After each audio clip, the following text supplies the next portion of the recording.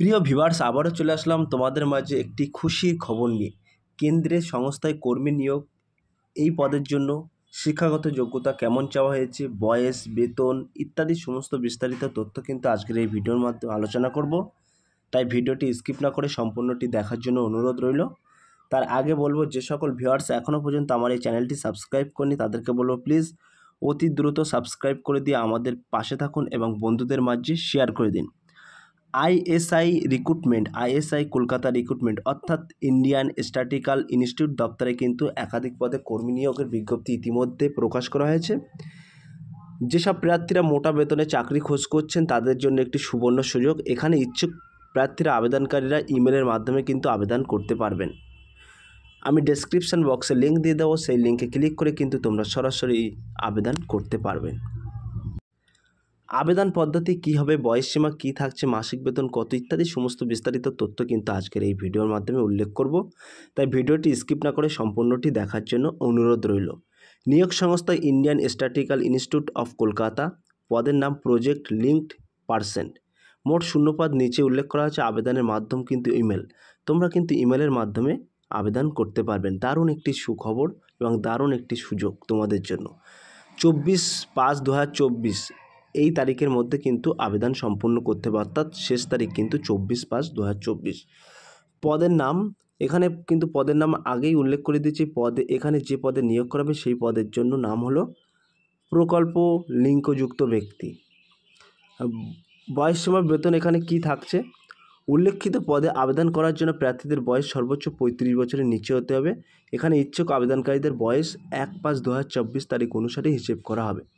So প্রিয় viewers, সেখানে কিন্তু বলা হয়েছে সর্বনিম্ন অর্থাৎ সর্বোচ্চ 35 বছরের নিচে কিন্তু তোমাদেরকে বয়স হতে হবে এবং 1/5/2024 তারিখ অনুসারে কিন্তু হিসেব করা হবে।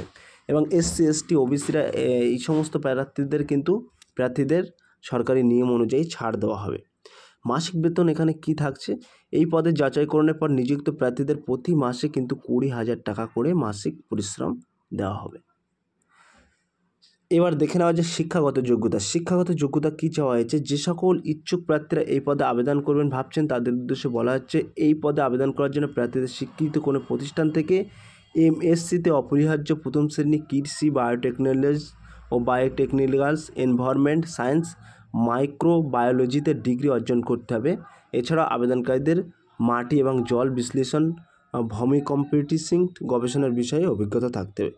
সো প্রিয় ভিউয়ার্স, সেখানে কিন্তু তোমাদেরকে বলা হয়েছে প্রার্থীদের কোনো প্রতিষ্ঠান থেকে MSCতে অপরিহার্য প্রথম শ্রেণী কৃষি, বায়োটেকনোলজি, এনভায়রনমেন্ট সায়েন্স, মাইক্রোবায়োলজিতে ডিগ্রি অর্জন করতে হবে এবং এছাড়াও কিন্তু ভূমিকম্পোস্টিং গবেষণার হিসেবে অভিজ্ঞতা থাকতে হবে।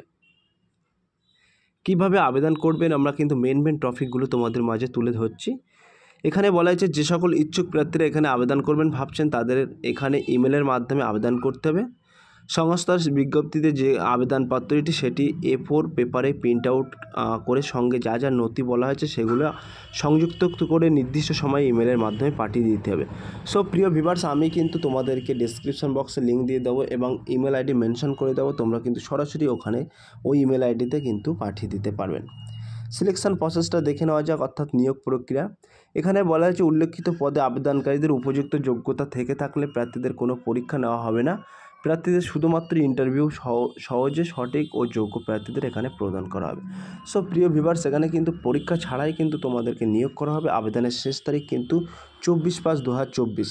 এখানে অফিসিয়াল ওয়েবসাইটে মেনশন করে দিচ্ছি, পারলে তোমরা কিন্তু গুগল ক্রোমে বা ব্রাউজারে গিয়ে কিন্তু এই ওয়েবসাইটের মধ্যে প্রবেশ করে যাবতীয় তথ্য কিন্তু দেখে নিতে পারবেন।